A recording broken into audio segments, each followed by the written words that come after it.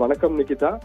தர்மபுரியிலிருந்து சேலம் செல்லக்கூடிய தொப்பூர் வனப்பகுதியில் உள்ள தேசிய நெடுஞ்சாலையில ஏற்பட்ட விபத்தின் காரணமாக சம்பவ இடத்திலேயே 3 பேர் உயிரிழந்த நிலையில் தற்போது இந்த விபத்துல தர்மபுரி அரசு மருத்துவமனையில் சிகிச்சைக்கு கொண்டு சென்ற மேலும் ஒருவர் என மொத்தம் 4 பேர் பலியாகி உள்ள சம்பவம் பெரும் பரபரப்பை ஏற்படுத்தியுள்ளன.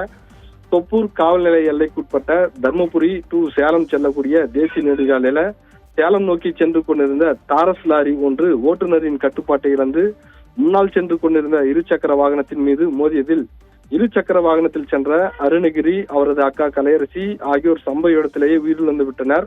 கட்டுப்பாட்டை இழந்த டாரஸ் லாரி முன்பே சென்ற கண்டெய்னர் மீதும் மோதியதில் அந்த வாகனம் எதிர்ப்புறமாக சாலையில் சென்று ஆம்னி வாகனம் மற்றும் கார் உள்ளிட்ட வாகனங்கள் மீது மோதி பெரும் விபத்தை ஏற்படுத்தி இருக்கிறது.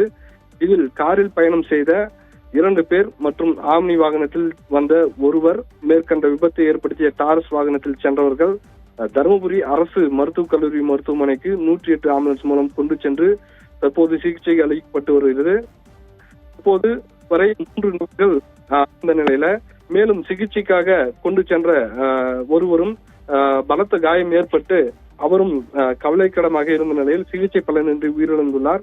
தற்போது இந்த விபத்தை அறிந்த தருமபுரி மாவட்ட ஆட்சியர் சதீஷ் மற்றும் வருவாய் கோட்டாட்சியர் காயத்ரி, காவல்துறையினர் உள்ளிட்டோர் நேரில் சென்று ஆய்வு மேற்கொண்டு வருகின்றனர்.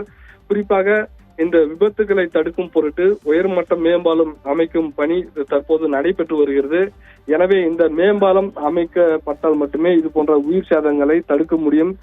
எனவே இந்த மேம்பாலம் அமைக்கும் பணியை துரிதமாக நடவடிக்கை மேற்கொண்டு பணியை முடிக்க வேண்டும் என சாலை ஓட்டிகள் கோரிக்கை விடுத்து வருகின்றனர். நிகிதா.